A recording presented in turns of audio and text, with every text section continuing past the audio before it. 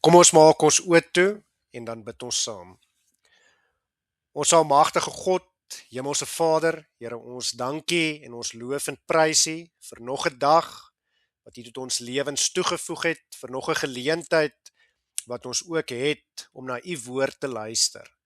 Here, ons dankie dat ons ook in hierdie Pinkstertyd ook gereed kan maak weer opnuut vir die uitstorting van die Heilige Gees in die geskiedenis op Pinksterdag, dat ons dit kan vier en dat ons ook kan vier die geboorte van die kerk, soos wat ons dit vandag ken. Here, ons dankie dat ons kan deel wees van U kerk hier op aarde, en ons dankie dat ons onsself ook kinders van U kan noem. Ons dankie vir die Heilige Gees wat ook in en deur ons werk, en ons vra ook vanaand, Here, werk met die Heilige Gees deur ons harte en deur ons verstand.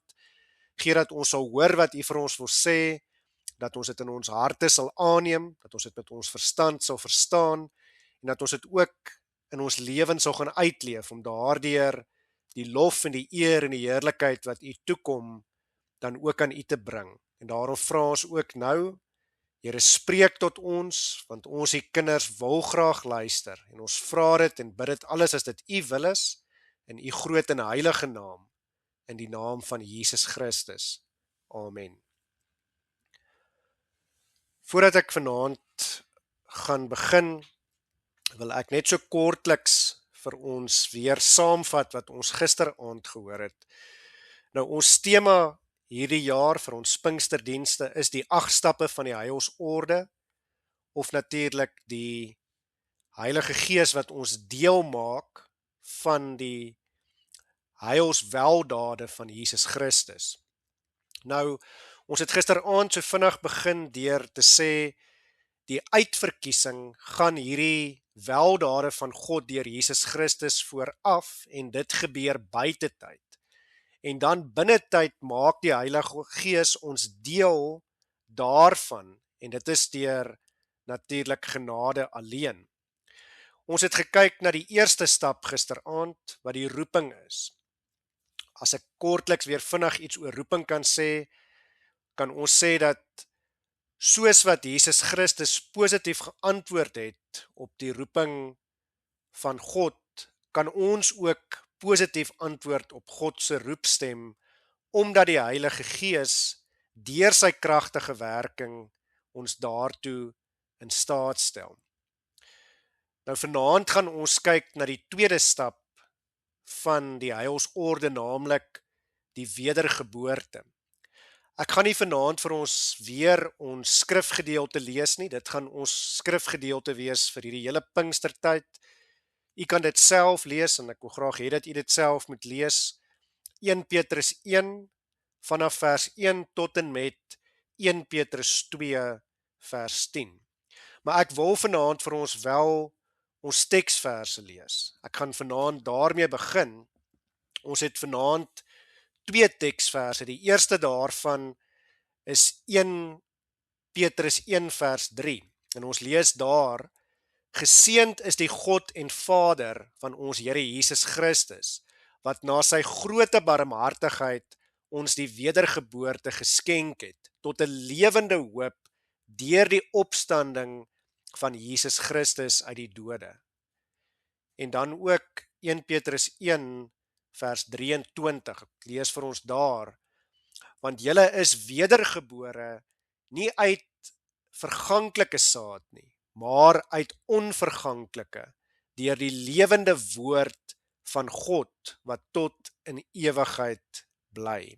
Deur die lewende woord van God, wat tot in ewigheid bly. Soos ek reeds gesê het, is ons tema vanaand die wedergeboorte. As ons 'n definisie vir wedergeboorte moes gee, sou dit iets kon wees soos: die Here laat die sondaar se hart weergebore word, maak hom 'n nuwe mens in en deur Jesus Christus, 'n nuwe skepsel, gee vir hom 'n nuwe hart, sodat hy die Here kan volg en nie meer die sonde en die duiwel nie. En dit is natuurlik alles uit genade alleen. Of miskien sou ek verder kon sê, as ons 'n kort definisie moes gee van die wedergeboorte: wedergeboorte is wanneer ons deur die inwerking van die Heilige Gees in ons harte ons wat geestelik dood is, geestelik lewend gemaak word. So die wedergeboorte maak geestelike dooies weer geestelik lewend. Wedergeboorte, baie belangrik uit ons teksvers uit, is 'n genadegawe wat van God aan ons geskenk word. Al die 8 stappe van die heilsorde is uit genade alleen.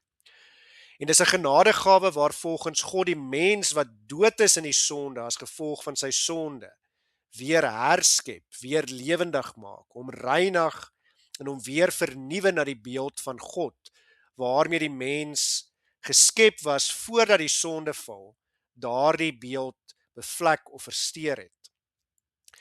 U kan dus eerstens sien dat die wedergeboorte weer eens net moontlik is as gevolg van dit wat Jesus Christus vir ons kom doen het. Hy het aan die kruis met sy bloed ons sonde afgewas. Hy wat in ons plek aan die kruis kom sterf het en vir ons sondes kom betaal het en, soos ek gesê het, met sy bloed ons skoon gewas het en as te ware daardie kleed van reinheid om ons gehang het, sodat die verhouding tussen ons en God wat deur die sonde versteur en bevlek is, weer herstel kan word, sodat ons weer herstel kan word na daardie beeld waarmee God ons geskep het. Maar tweedens wil ek hê dat jy ook moet raak sien dat die wedergeboorte is 'n grootse wonderwerk van God. Die wedergeboorte is 'n wonderwerk van die Heilige Gees wat die katekismes gelykstel met die skepping van die aarde. En dis nie sonder rede nie, maar ek wil hê dat u dit weer moet hoor. Die feit dat ons wedergebore kinders van God is, word gelykgestel met God wat die wêreld geskep het. Dis hoe groot die wonderwerk is. Net soos wat God die wêreld geskep het, herskep hy ons sondige klipharte. Dis hoe groot die wonderwerk van die wedergeboorte is. En soos wat ek gesê het, nie sonder rede nie, want deur die wedergeboorte word die mens 'n nuwe skepsel. Begin die lig van Christus in ons harte te skyn, sodat sy lig uiteindelik ook deur ons lewens kan skyn. Want God is die een wat gesê het, laat daar lig wees, daar in Genesis 1 vers 3, en ons weet, wanneer God gesê dat daar lig moet wees, wat het gebeur? Daar was lig. Maar dan is dit baie belangrik, wanneer ons in die Bybel lees van die wedergeboorte, dat daarmee saam ook gepraat word van die water en die gees. In Esegiel 36 verse 25 tot 26 lees ons byvoorbeeld, en ek lees dit vir ons, dat die wedergeboorte as volg beskryf word. Dan sal ek skoon water op julle giet, sodat julle rein kan word van al julle ongeregtighede, en van al julle drekgode sal ek julle reinig, en ek sal julle 'n nuwe hart gee en 'n nuwe gees in julle binneste, en ek sal die hart van klip uit julle vlees wegneem en julle hart van vlees gee. So het Esegiel dit reeds in die Ou Testament voorspel, wanneer hy daar van die wedergeboorte gepraat het. En dit is presies wat dan ook in die Nuwe Testament gebeur. In vers 25, wat ons gelees het van Esegiel 36, word die vernuwingswerk van die Heilige Gees vergelyk met water wat op hulle uitgegiet word om hulle skoon te was, om hulle te reinig. En wanneer ons van die wedergeboorte praat, is dit dan baie belangrik dat ons dit reg sal verstaan. In Johannes 3, verse 1 tot 8, praat die Here Jesus self oor die wedergeboorte, en ek wil dit graag vir ons lees, daardie gesprek wat die Here Jesus met Nikodemus het. Nou, ons lees daar, en daar was 'n man uit die Fariseërs met die naam van Nikodemus, 'n owerste van die Jode. Hy het in die nag na Jesus gekom en vir hom gesê, Rabbi, ons weet dat u 'n leraar is wat van God gekom het, want niemand kan hierdie tekens doen wat u doen, as God nie met hom is nie. Jesus antwoord en sê vir hom, voorwaar, ek sê vir jou, as iemand nie wedergebore word nie, kan hy die koninkryk van God nie sien nie. Nikodemus sê vir hom, hoe kan 'n mens as hy oud is gebore word? Hy kan tog nie 'n tweede keer in die skoot van sy moeder ingaan en gebore word nie. Jesus antwoord, voorwaar, ek sê vir jou, as iemand nie gebore word uit water en gees nie, kan hy in die koninkryk van God nie ingaan nie. Want uit want wat uit die vlees gebore is vlees, en wat uit die gees gebore is gees. Moenie jou verwonder dat ek vir jou gesê het, jy moet weer gebore word nie. Die wind waai waar hy wil, en jy hoor sy geluid, maar jy weet nie van waar hy kom en waarheen hy gaan nie. So is elkeen wat uit die gees gebore is. Nou wanneer ons hier lees dat die Here Jesus ook na water verwys, met betrekking tot die wedergeboorte, dui die water natuurlik op die reiniging, die skoonwasproses wat by die mens plaasvind, wanneer die Heilige Gees die wedergeboorte in ons harte dan uiteindelik ook bewerk. En dis natuurlik 'n voortdurende proses. Baie mense ongelukkig verstaan egter die wedergeboorte verkeerd en dink jy moet tydens die doop eers skoon gewas word met die water om wedergebore te kan word. Dalk is dit omdat die element van die water by die doop gebruik word en Jesus self ook daarna verwys wanneer hy oor die wedergeboorte praat. Maar ons moet duidelik vir mekaar sê, die doop wat ons hier op aarde as sakrament bedien en die wedergeboorte is twee verskillende goeders. Ons moet nie Johannes 3 vers 5 verkeerd verstaan en dink dat die doop 'n vereiste vir wedergeboorte is nie. By die doop is die water ook 'n teken van die afwassing van die sonde. En daarom maak dit dan ook nie saak hoeveel water ons by die doop gebruik nie, of dit nou besprenkeling of begieting of onderdompeling is nie, maar dit gaan oor die feit wat die simbool van die water is simbool van die afwassing van ons sonde. Soos wat water ons skoon was wanneer ons vuil is, so is die water by die doop die teken van ons sondes wat afgewas word deur die sterwe van Jesus Christus aan die kruis en deur sy bloed. Nou dis belangrik dat ons vir mekaar moet sê wanneer dit gaan oor die doop, ons doop nie mense sodat hulle wedergebore kan word nie, maar omdat ons glo dat al die heilsweldade van Christus reeds die deel van sy uitverkore kinders is. Met ander woorde, omdat ons glo dat hulle reeds wedergebore kinders van God is. In ons geleesde gedeelte in 1 Petrus 3 vers 21 word dit ook vir ons gesê, ek lees, waarvan die teebeeld, die doop ons nou ook red, en dan luister mooi, nie as 'n aflegging van die vuilheid van die vlees nie, maar as 'n bede tot God om 'n goeie gewete deur die opstanding van Jesus Christus. Kom ek lees dit weer. Ons lees waarvan die teebeeld die doop ons nou ook red. Nie as 'n aflegging van die vuilheid van die vlees nie, maar as 'n bede tot God om 'n goeie gewete deur die opstanding van Jesus Christus. Met ander woorde, wat sê hierdie gedeelte?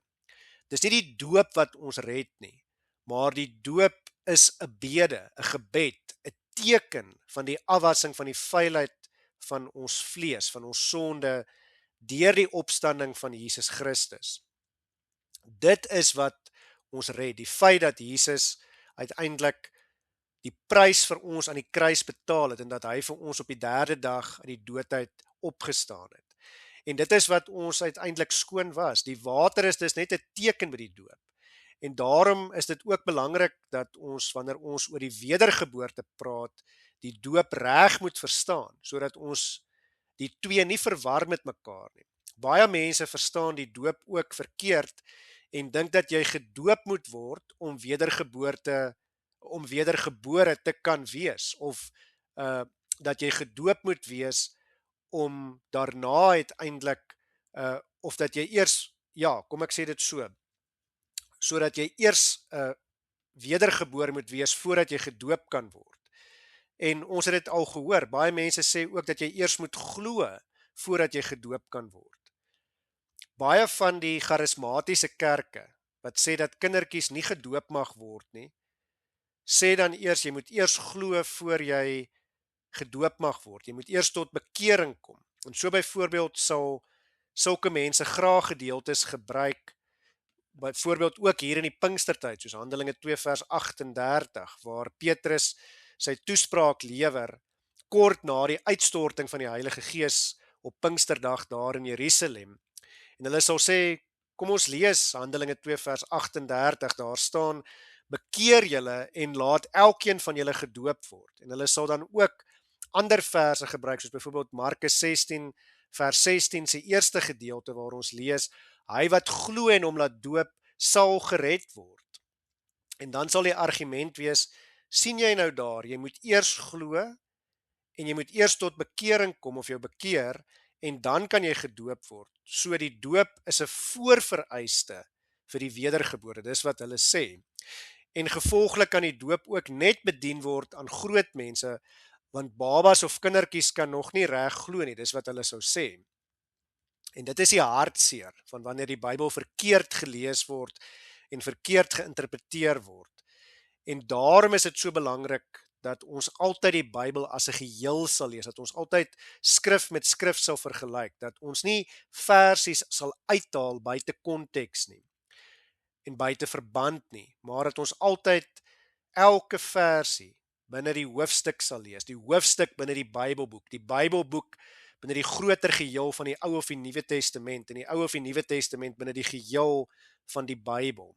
Die Bybel is een groot eenheid en skrif, soos ek gesê het, moet altyd met skrif vergelyk word.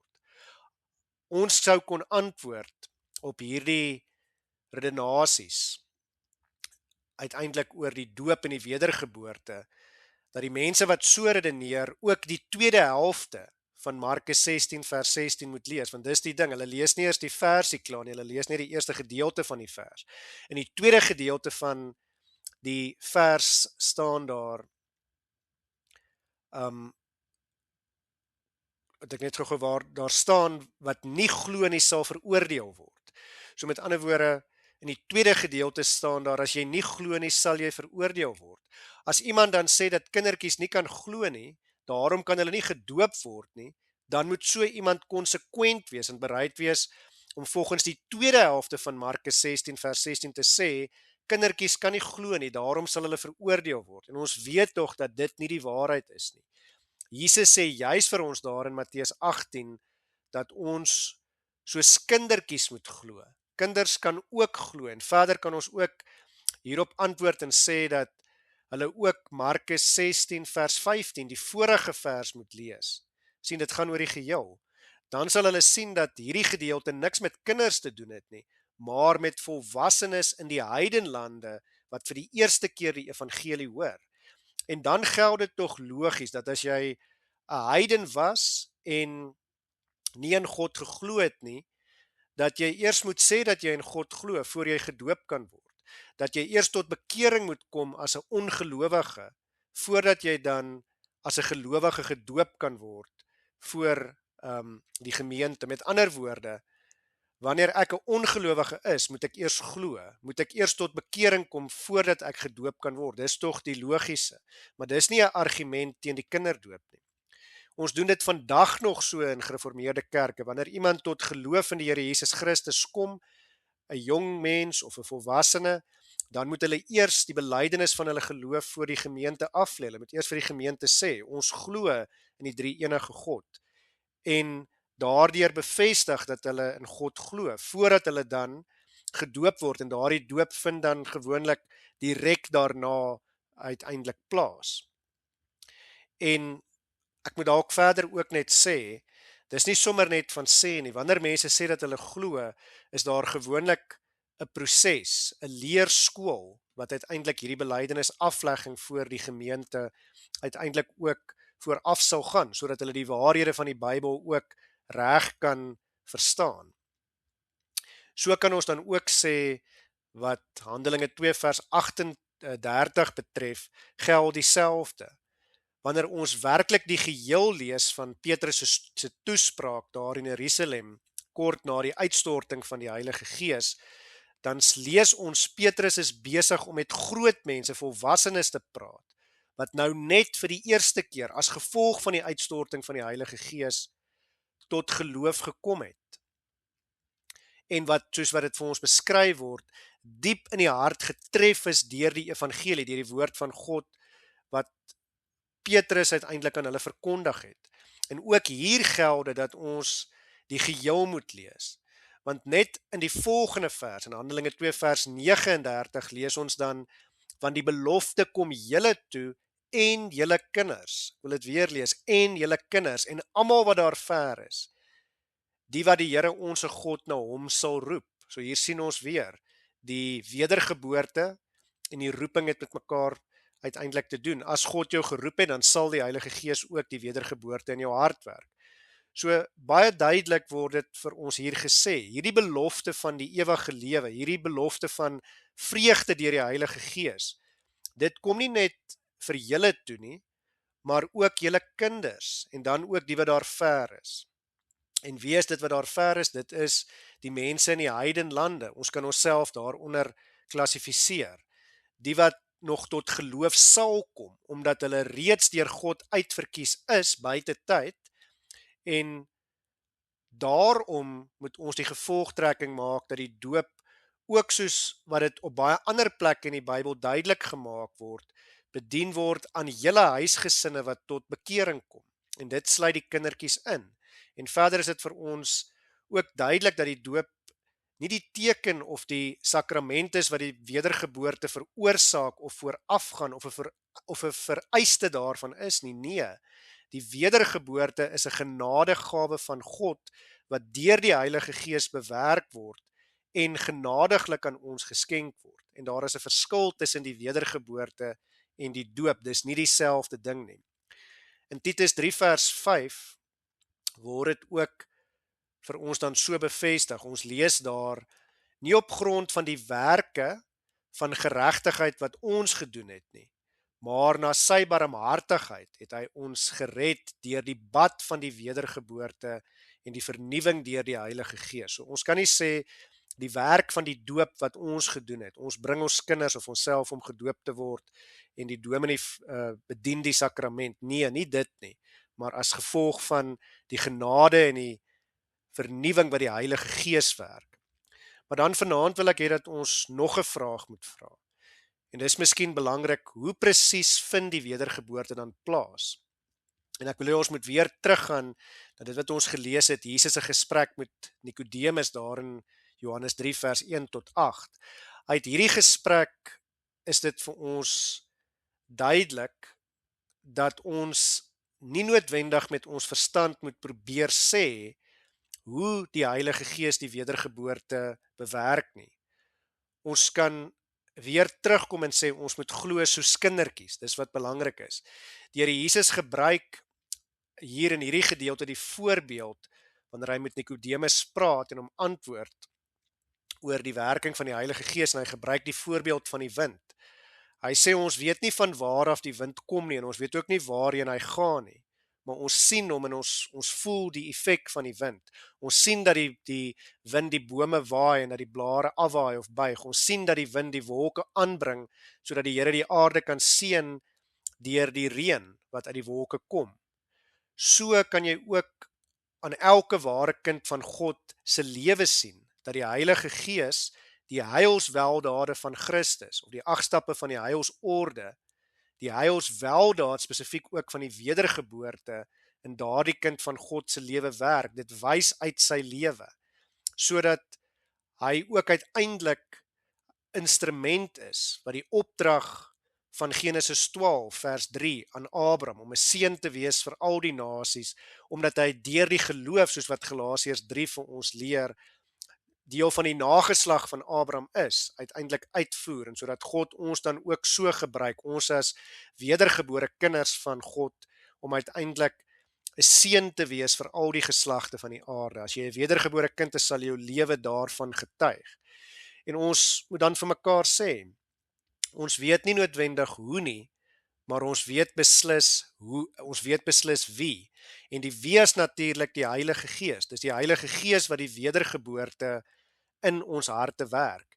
Die Heilige Gees van God wat in die Bybel ook vergelyk word met die wind. Dink maar aan die uitstorting van die Heilige Gees, wanneer dit daar aan die begin van Handelinge 2 in vers 2 beskryf word, voor die Heilige Gees uitgestort word op Pinksterdag, dan lees ons daar, en daar kom skielik uit die hemel 'n geluid soos van 'n geweldige rukwind. So die Heilige Gees word ook in die beeld van 'n wind of 'n rukwind hier beskryf. So daar is nie noodwendige presiese wete by ons van hoe dit plaasvind nie, maar ons weet deur wie dit plaasvind. Ons weet dit kom van die Heilige Gees, dis 'n genadegawe van God en die wedergeboorte word deur die Heilige Gees in ons bewerk. Maar wat ons wel weet, is verder dat daar 'n middel is waardeur die wedergeboorte deur die Heilige Gees in ons harte gewerk word. En daardie middel is natuurlik die Bybel, die evangelie, die woord van God. En daarom sê ons teksvers 1 Petrus 1 vers 23, want julle is wedergeboorte nie uit verganklike saad nie, maar uit onverganklike deur die lewende woord van God, wat tot in ewigheid bly. In Efesiërs 5 vers 26 sê dit ook. Ek lees vir ons, om dit te heilig, nadat hy dit gereinig het met die waterbad deur die woord.